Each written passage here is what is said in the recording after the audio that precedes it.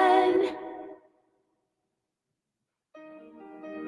You're listening to Ron Siegel's Home and Finance Radio Show, only on Financial News and Talk. Now live in studio, your host, local and national real estate expert and consumer advocate, Ron Siegel. And hello again. Welcome to Ron Siegel Radio. This is the show with no real boundaries as we discuss current events, financial markets, politics, sports, even poking fun at the rest of the media. This is the show that connects the dots of confusion delivered by conflicting media reports. We connect the dots so you know the actions you can take, how your family or business can benefit in current events. Most of all, thank you for joining me. Within every market, there are solutions as well as tremendous opportunities. You just need some trusted guidance. That is my message, and I will be delivering it every day. We have a very focused show. We only chat about items that affect the roof of your head, your bank account, and anything I feel would benefit you. But before we get into our intriguing content today, please join me in welcoming our featured guest and repeat offender. Got that walk up for you, man. Well, thanks for having me, Ron. I appreciate being back. It's Eric Bell. Bell Insurance Solutions is with us. And yes, I'm glad to have you back as well. Okay. And then remind you, if you ever have any home or finance related questions, I am the consumer advocate looking out for you.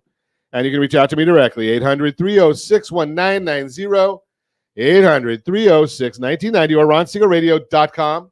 Just remember, that's the number you call anytime for assistance. When you call that number, it comes directly to me first. There are operators standing by. Quiet, numbskulls, I'm broadcasting. While I do have a great team when it comes to developing a financing plan, a plan to save you money, I personally work with you, even if you don't have any needs today. Save this number in your phone for future reference. 800-306-1990, 800-306-1990. And yes, of course, we're celebrating today. I don't know enough about engineering and chemicals and all that kind of stuff, but I have a feeling this one might be a little problematic in the United States of America today. Today's National Biodiesel Day. Is that renewable? Is that electric? I don't know if you're allowed to have it. I don't know.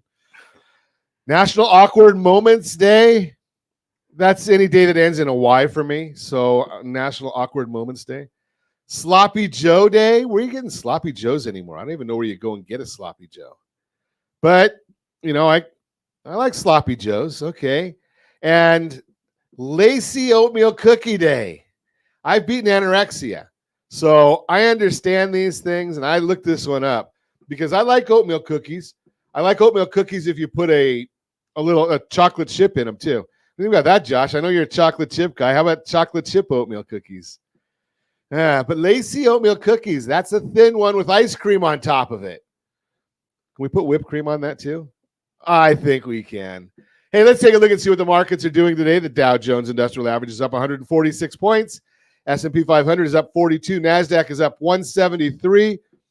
Oil is up $1.29 a barrel. Wow. Yeah, that's painful.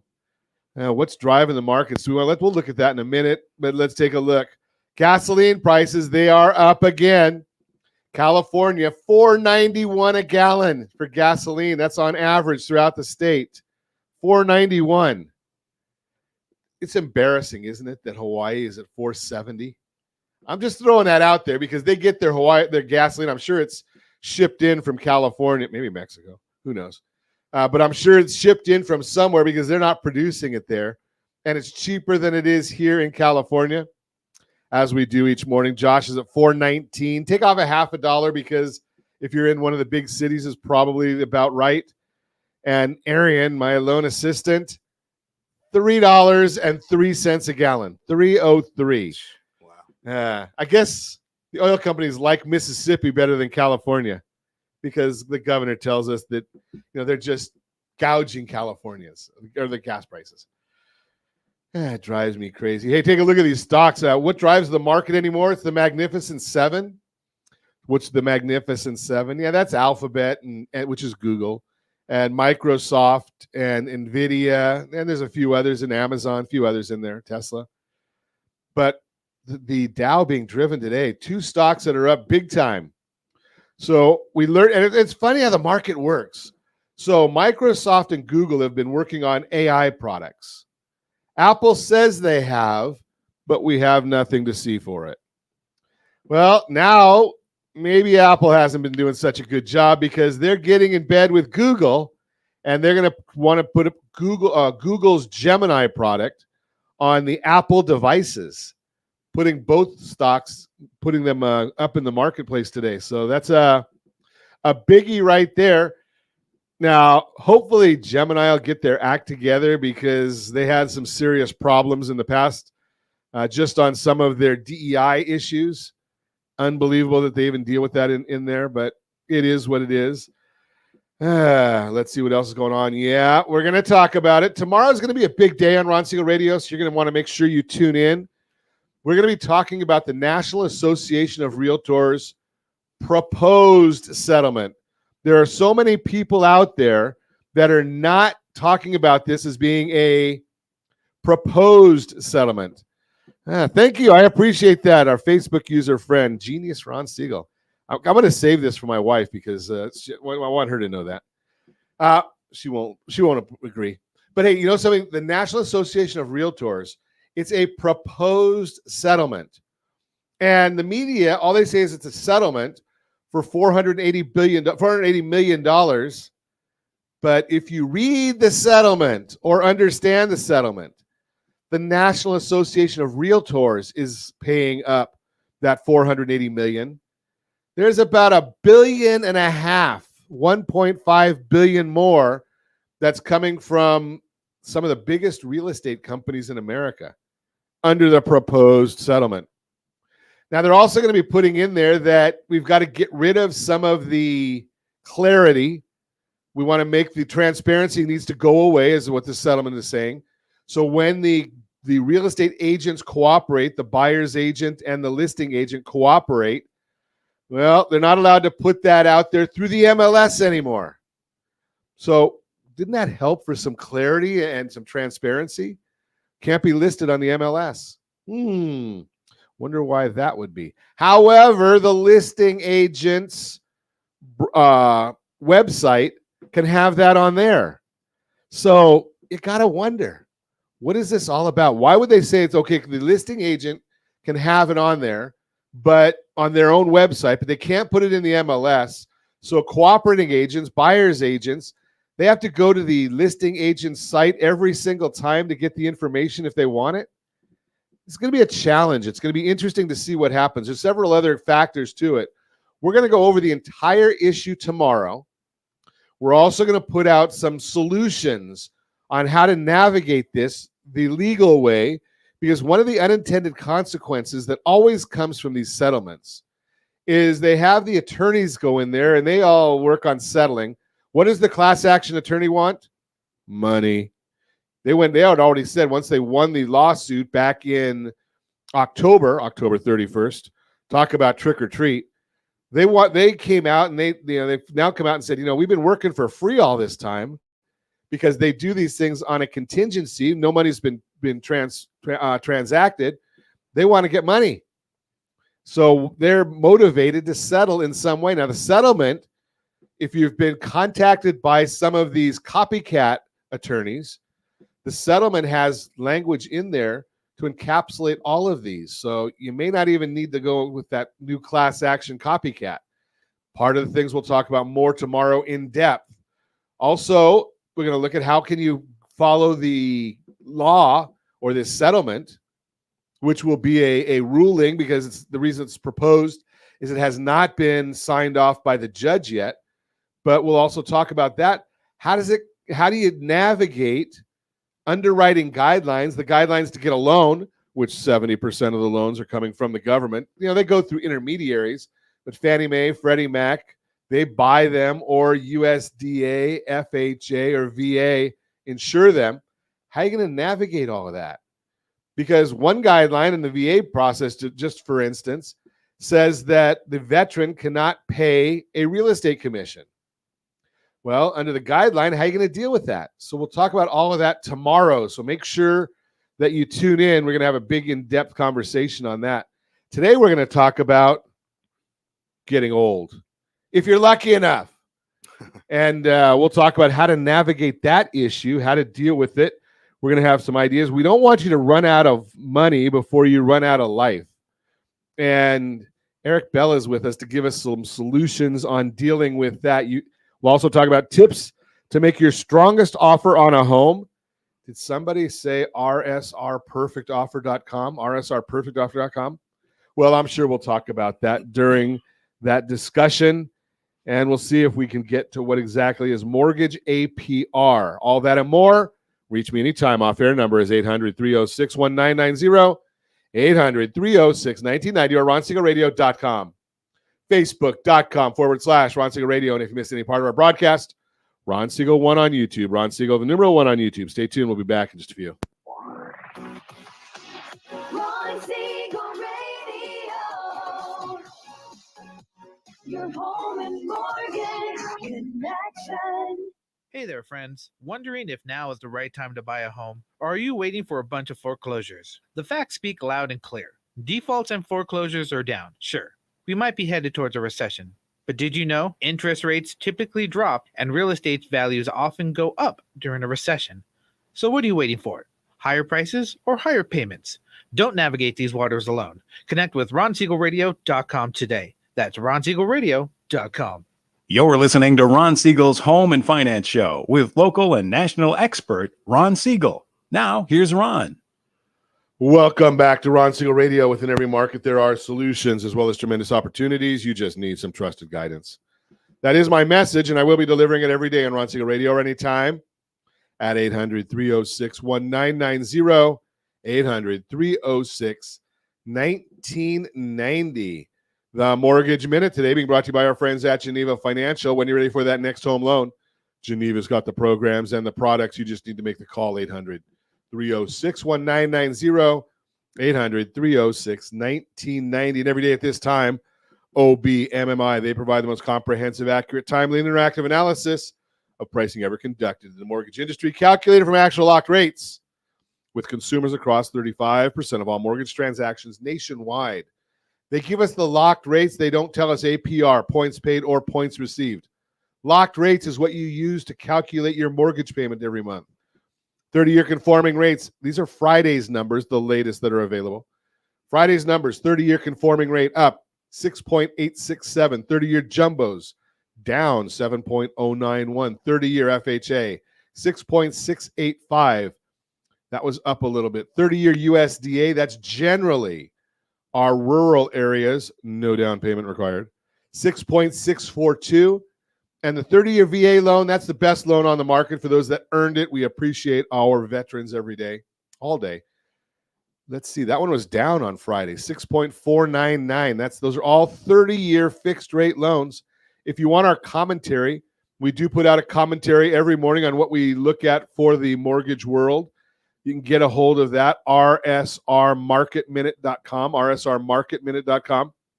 Totally free to you. It's usually a 2 or 3 page, big type because I can't see very well, big type, and it'll tell you what we think is going on in the mortgage world. Again, that is free to you. Let's take a look at what's going on today. That we gave you the data for yesterday. Today, S&P 500 is up 46.75. I'll have to talk to Eric Bell about that one in a minute. The 10-year Treasury up 2 basis points, 4.33 is the yield. Mortgage-backed securities down 9 basis points, means interest rates are up very, very slightly. So we'll be watching that one for you. We are at some technical areas here. So I'm telling most people, hey, you know something, you better be careful. If you've got a loan out there, depending upon your risk tolerance and time horizon, might be a good idea to get that locked in. National Association of Home Builders Housing Market Index increased by 3 points from last month's figure of 48 to 51 in March, which was higher than expectations of 48. Current sales increased by 4 points to 56. Sales expectations increased by 2 points to 62. Buyer traffic increased by 2 points to 34. And don't forget, if you think that everything's going great, which they keep telling you from the Bureau of Labor Statistics, that one is, some people will use the acronym BLS. Based on what I've been seeing lately, we just refer to it as BS. So Danielle DiMartino Booth has come out with a lot of data, and it's just data, no opinion here, that the U.S. from an employment standpoint actually went into recession October of 2023, when 50 out of 50 states, plus the District of Columbia, all had increasing unemployment numbers. The only one that didn't have an increasing unemployment number was the BS group. So figure that one out. That's the Mortgage Minute, brought to you by our friends at Geneva Financial. When you're ready for that next home loan, Geneva's got the programs and the products. You just need to make the call, 800-306-1990, 800-306-1990. Let's chat. And hopefully most of us are getting older. Hopefully. And hopefully we've got good health and good faculties and we're all doing well. And Eric Bell is with us to talk about how do you finance that? And I love that headline you brought in, Eric. Oh, yeah. I brought this headline in. It's 2015 and it says this little kid on the cover of Time magazine is going to live to be 142 years old. And from 2015, that kid was actually a real picture. Oh, yeah. Because they didn't have AI then. And he's probably one years old at that point. So he's probably about 10 years old right now. Wow. So with medical advances and all the different things we know, he's going to make it supposedly to 142 if he doesn't get in an accident or something unfortunate happens to him. So let me throw this at you then, Eric, because so many of us in the financial planning world, I mean, do you do I know you do insurance work. Correct. Are the insurance policies based on an actuarial table of 142 years of life? Right now it's 120. 120. 120. Wow. Yeah. Okay. So, again, keep yourself healthy. You can make it to over 100. Most of us are. And this year, I don't know if you know, Ron, this is the 1 year in the United States that more people are turning 65 than ever. Wow. Okay. Yeah. I thought they said that last year too. No, they said it this year. 1959. That was the year. 1959. Really? People Okay. Born in 59. Yeah. So interesting. And it's fascinating, not to get political in any way on this, but a lot of the numbers that we watch when it comes to housing show that those people, when you're looking at first-time home buyers, the demand diminished significantly and the building diminished significantly started in 1973 when Roe v. Wade came about. Right. Because the births at that time were dropped dramatically. So fascinating to watch that. But now 65 right now. Yeah, and and young homeowners, usually what they're doing is they're getting money from their parents. Parents have leveraged Sure. their house to help them buy a house, or their reverse mortgage to help them buy a house, gave them cash out of a reverse mortgage, things of that sort. I like that idea. I'm glad my kids don't listen to this, but it makes this a smart idea, because then you get to the senior, the elder, because based on what you just shared, at 65, that means you're just hitting the halfway point. That's right. They get to enjoy the fruits of their labor with their kids and see the kids have it, instead of, there's no, last time I checked, there was no U-Hauls in the processional. No, a lot of people are doing living, I don't want to say it, living type of benefits right now. They want to see their kids enjoy the money while they're alive versus trying to see if they can see it from the grave. So Right. that's what's going on right now. Now, the question becomes, because we had somebody on recently that was, we had Martha Jo Patterson on. She was an estate planning attorney. And she was saying that a lot of the parents are gifting and deeding properties to their kids. Trying to switch it over, that can get complicated, but you definitely want to have an estate attorney do it for you the right way the first time. Right. Yeah. And her comment was parents are living longer, and then the kids put them out on the street. So got to do it the right way. Yeah. And, one of the things I'm a proponent of is having a life insurance policy with a long-term care rider. Because if you make it to 120, who knows what's going to happen along the way? You could get sick, be put in assisted living like my mom is. We talked about that the other day, Ron. And then, other episodes have happened. My mom just had a stroke. So now we're looking at possibly nursing home if she can't return back to assisted living. But having that long-term care and assisted living, you don't have to liquidate any assets if you really have that in place. It's another big push for sitting down with a professional who's got experience and putting together a plan.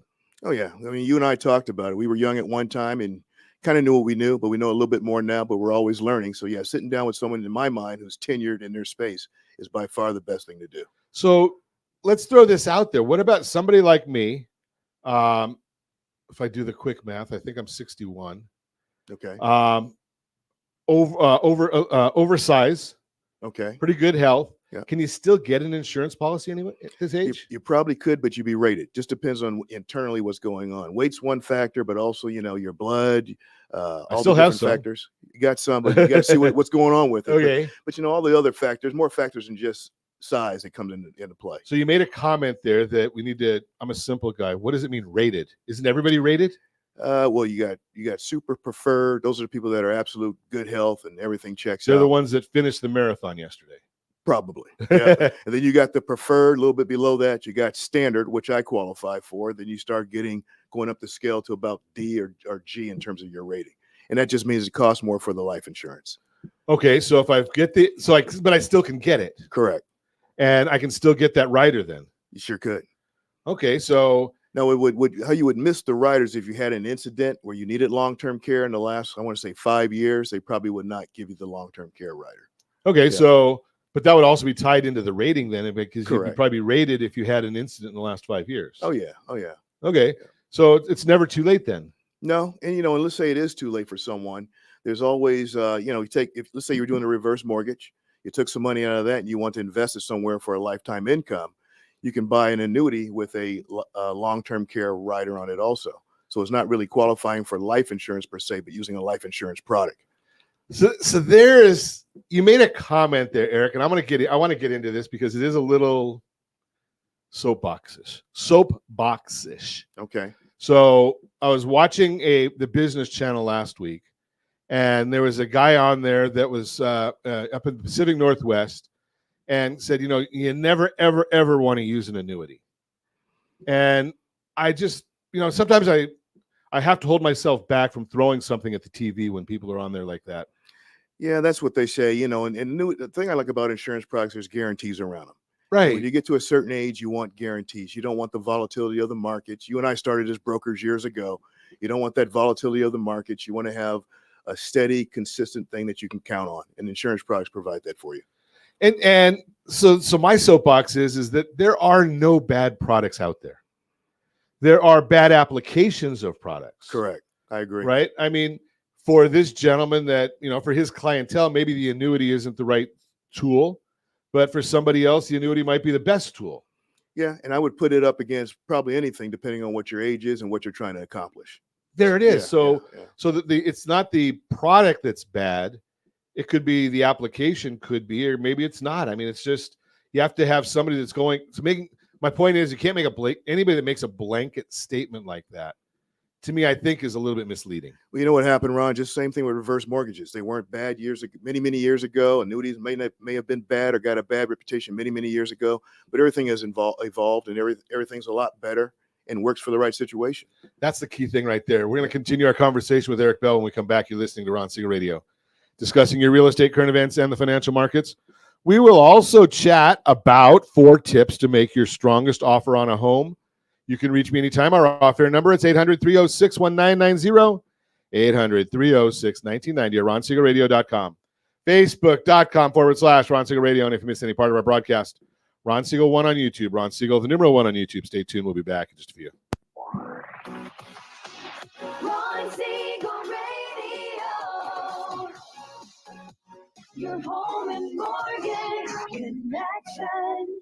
79% of all credit reports have errors that should be corrected through factual disputing. You could be saving thousands every year if your report was accurate. CreditSanitizer.com provides a free credit report audit when you furnish a specific $1 credit report. You can use this information to request corrections to your report and potentially save thousands of dollars. Get your free credit audit at CreditSanitizer.com. That's CreditSanitizer.com for a free credit report audit. CreditSanitizer.com.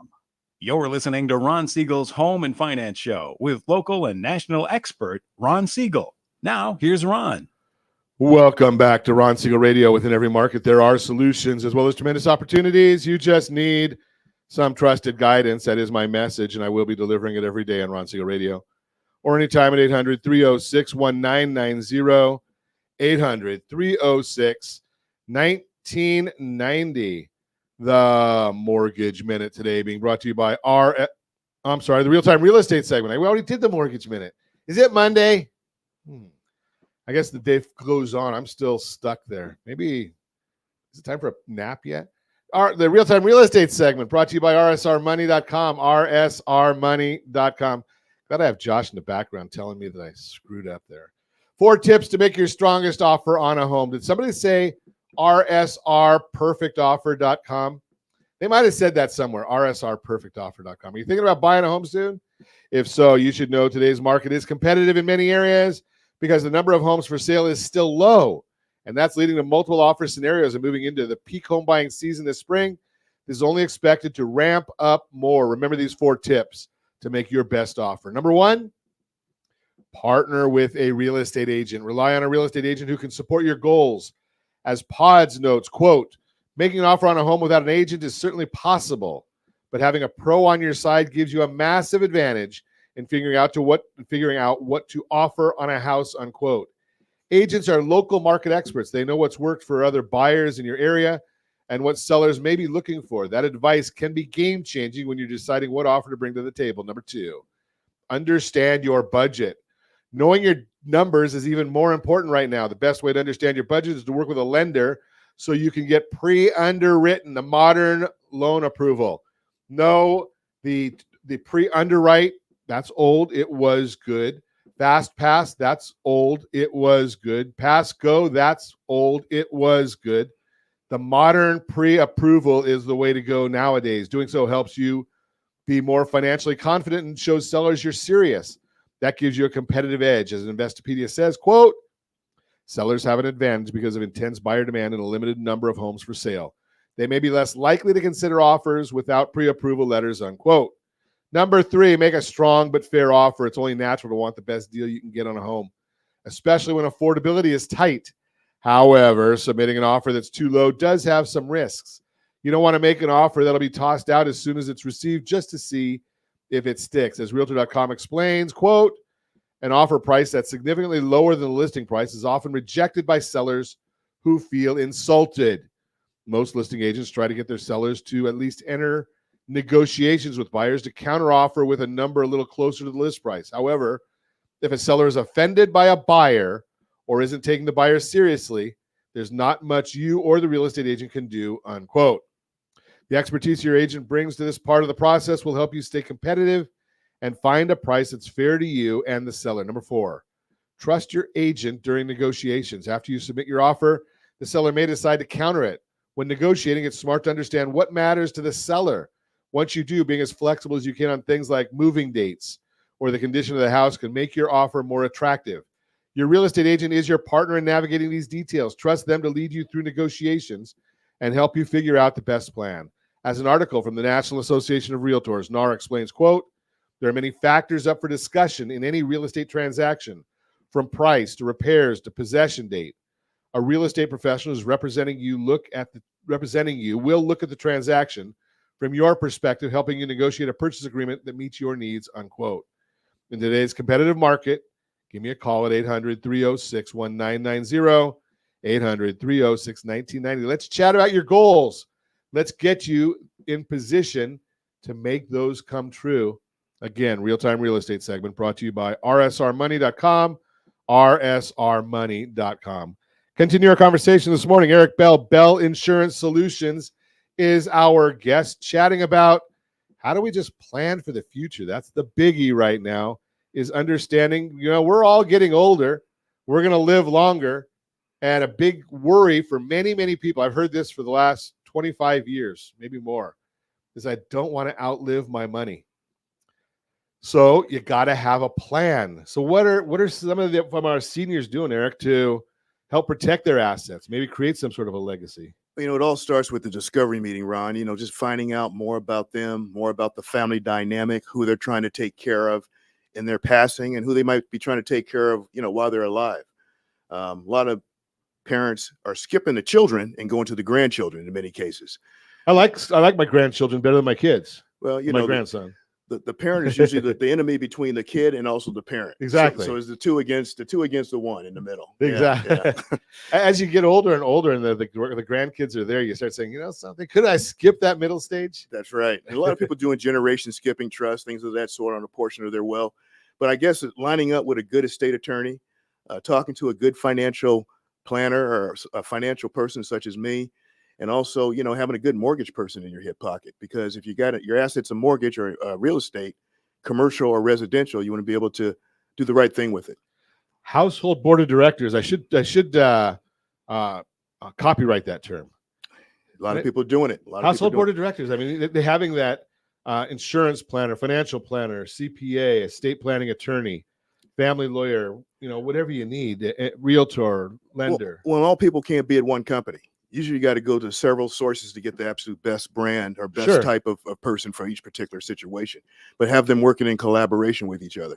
Tell us about your company, Eric. So do you represent many companies, or how do you work? Well, I represent probably about 52 different insurance companies. I'm also securities licensed, so there's numerous things that I can do in terms of stocks and bonds. I'm also a realtor. But usually what I'm doing is I'm finding the best in breed for that particular situation for that person. Okay. Yeah. So it's not like the one size fits all. No. And then outside of me, I have tax attorneys at my fingertips, CPAs, enrolled agents, real estate people, lenders like yourself that I can go to for help, because I don't want to talk about something I don't really know about. And that's a whole issue right there. Just because you start thinking about those concepts and you say, how I know that these studies that I need to do in lending. Mm-hmm. If I tried to do that in securities and then insurance, I would probably be doing a disservice to people, because there's only so many hours you can be studying. Right. During a discovery meeting, Ron, you're also finding out what's the next best step. Even though I might have brought the person to the table, the next best step may be having them talk to you about the mortgage and so forth. So whoever is the next best step, to me, that's kind of the leader of the conversation. Everybody needs to leave their ego at the door and come in and do the absolute best thing for the client. Makes for a lot nicer life and a better client experience. For everybody. Right. For everybody. And something, one of the things you brought up there that I don't hear enough is the concept of that discovery meeting. There's so many people that are just out there to sell something. Well, get a product sold, make a commission. That's the way a lot of people work. Right. I don't want to say anything about the younger people getting into the world, but a lot of them have goals. They work for a big company, so they got a goal to meet every quarter. If they don't meet it, they may not have that job. So that's the pressure on them. When you get tenured like us and you work for yourself, there's no rush. Yeah, and there's the thing. So you're more comfortable in the whole process, because you're not in that moment saying, I got to cover the mortgage this week. That's right. Right. Yeah. So you're able to say, something, this isn't the right solution for you, but let's bring Eric in, let's bring in John, let's bring in whomever, and find the right solution. That's the absolute best way to do it. Instead of trying to put a square peg in a round circle, you don't want to do that, because it's going to come back to haunt you. So how long does your discovery calls or discussions take? It depends on the family dynamic. It could be 2 or 3 meetings of an hour or longer, just talking about what exactly you want to do, who the moving places. We have people in second, third marriages now. There's a bunch of different kids from different marriages, and trying to meld that all together. And then also the business concept, big time challenge. I don't know about 30, 40 years ago when you had that, where there was, quite as many multi-partner households. Yeah, but those people were having 6 to 11 kids at that time too. So it was even more complicated when you start trying to take care of grandkids and all the other kids in terms of what they want to see happen. Absolutely. So that is a challenge. So what is when somebody wants to come to you and they're in their mid 60s, mm-hmm. what do they need to bring to you in order to kind of get the process started? I think the first discovery meeting is just talking. They don't really need to bring much. They could bring statements. They could bring existing insurance products, investment product statements, and we could look at those. But I mainly want to just learn more about them and what's going on in terms of their family. Like I've been saying, the family dynamic, their business that they're in, if they own a business, assets outside, and they can just speak to those without statements normally. So they're just coming and kind of giving you what their overall goals are, so to speak. Right. And they probably got a number of questions to ask me. Where did I start? What did I do? They want to know some history on me. A lot of times people are referred to me from someone else, so that makes it easier, but they still don't know exactly what I've done in the past. They want to learn more about that. And so many people are totally confused. What does a financial planner do? Right. They've got the stereotype of the insurance guy that's walking around with the suit and the briefcase, and that from the old movies shows, and that's really not today's program. Well, it depends on who they are. If they're I'm going to quote unquote a millionaire client, they probably got a CPA in place. They probably have an estate attorney in place. So my role is to collaborate and partner with them for the benefit of their client. They're really the relationship manager, quote unquote, and I'm kind of stepping in to do my piece. So I kind of get in where I can fit in. If it's someone who's not that millionaire client, they're starting to start from the beginning, I may recommend a estate attorney for them. I may recommend a real estate person for them. I may make recommendations to them. So if somebody's just graduating college, got married, having their first baby, is that too early to get started in this process? Not really too early to get started in this process. Too early to get started in the process with me, but not too early to get started in the process. Okay. You're never too young. You're never too young. So you still recommend that they have some sort of Sit a down with someone. consultation. Exactly. So are you dealing more in the retirement phase of someone's journey? I'd say people 50 plus. 50 plus. Okay. Yeah. So one foot on retirement, the other one, on a banana peel. They're thinking about it. So they've got to get ready for it. Get ready for it. And the sooner you get ready for it, the better off you'll be when you want to execute on retirement. Maybe you have an opportunity to be retired longer. Exactly. We're going to continue our conversation with Eric Bell when we come back. You're listening to Ron Siegel Radio, discussing your real estate current events and the financial markets. You can reach me anytime off air number 800-306-1990, 800-306-1990, or RonSiegelRadio.com, Facebook.com/Ron Siegel Radio. And if you miss any part of our broadcast, Ron Siegel 1 on YouTube. Ron Siegel, the number 1 on YouTube. Stay tuned. We'll be back in just a few. Ron Siegel Radio. Your home and mortgage connection. Is your budget getting blown up with high prices of gas and increased costs for other household needs? This is Ron Siegel, host of the daily Home and Finance radio program. Did you know if you have a low interest rate mortgage along with auto debt, credit card debt, or student loans, your family could potentially save $500 or more per month by restructuring these debts? If you'd like a free Borrow Smart analysis with our team, let's book an appointment to see how we might be able to relieve some stress. Schedule your appointment at rsrbsa.com. That's rsrbsa.com for your free Borrow Smart analysis. rsrbsa.com.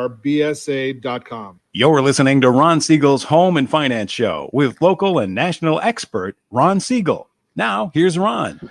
Welcome back to Ron Siegel Radio. Within every market, there are solutions as well as tremendous opportunities. You just need some trusted guidance. That is my message, and I will be delivering it every day on Ron Siegel Radio or anytime at 800-306-1990, 800-306-1990. Borrow Smart segment today being brought to you by rsrdebtfree.com, rsrdebtfree.com. One question. Do you have more than 2 months worth of unsecured debts, meaning debts that you can't pay off in the next 2 months? If so, why? Have you done your exploration? Have you looked and seen if maybe there is a benefit to doing a debt consolidation loan? Have you looked and seen if maybe there is a benefit to talking to our friend Chris about helping you renegotiate debts? There are a lot of opportunities out there. The question is, are you just putting your head in the sand, or are you actually looking at where the opportunity might be to help yourself and your family? Just throw that out there for you. rsrdebtfree.com, rsrdebtfree.com. Continue our conversation. Eric Bell is with us, Bell Insurance Solutions, chatting about financial planning, how to get to that enjoyable retirement, the time where you're not stressed. And we talk about debts, and I've shared this many, many times. Eric, you may not have heard me say this, but the reason I left the asset side of management was because I realized that more people wanted to be in debt than wanted to be financially free. Yeah, that's kind of the way we do it in America, right? We see what we want now. We want the candy right now instead of paying for it. Right. Let's get the mortgage and the biggest mortgage possible, Right. and let's get that $1,000 car payment, now averaging over $800 for car payments in America. Yeah.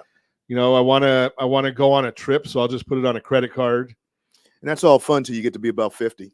you Right. know, and then you start realizing how close you are to retirement and seeing other people around you retire, and you kind of go into a panic. You want to downshift and maybe do some smarter things at that point. You hope that you still can do that. Yeah. I mean, you got the income to sustain all that debt that you got. And, the point you just made on the commercial, Ron, is try to consolidate that debt to a smarter model for yourself, and then reposition or reallocate money towards your retirement, put it in the right places. Right now, How do you deal with balancing in your line of work as far as balancing a portfolio and getting the diversification that's required? A lot of times I work with people from Merrill. I work with people from Morgan Stanley. I work with people from UBS. So a lot of times they want to handle the equity piece. Okay. And the way I look at insurance many ways is as a fixed income piece. I sold a lot of bonds when I was selling securities, more so than stocks. So I look at the insurance as more of a fixed income piece, and we'll tailor it to complement what they're doing. And then also we look at, we talked about it before, the long-term care piece, because if you get sick, I mean, that can just kill your assets. That will tear up a legacy in a minute, having to sell assets that you didn't want to sell, want to pass on. Especially if you're forced to sell. No one's ever forced to sell at a good time. Ever. And right. And people know when you're not selling it at a good time, and they're going to go ahead and get you down to a price that they want. Exactly. Yeah. So that I've shared many times, I've actually taught this class over at Chapman College about using an insurance to retire just using the mortgage, no 401k, no IRA. What are your thoughts on index universal life policies? I love them. I mean, they're cheap insurance. It's cheap insurance compared to whole life. You have flexibility in terms of what you're putting in. And, if you're looking at it as a retirement plan, you want the absolute minimum insurance wrapper around the cash so it can grow.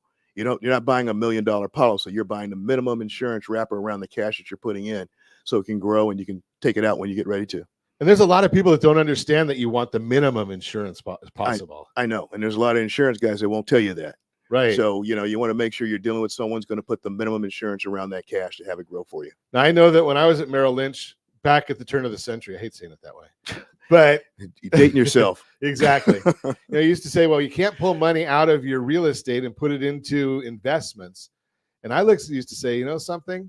If I could take the equity out of my property that's doing absolutely nothing for me because there is a 0 rate of return on home equity, and put it into an index universal life policy, those are usually pretty safe. Well, and Ron, you just talked about a tax situation that's going to be favorable for you too. I mean, you got the mortgage, which the interest on that is deductible.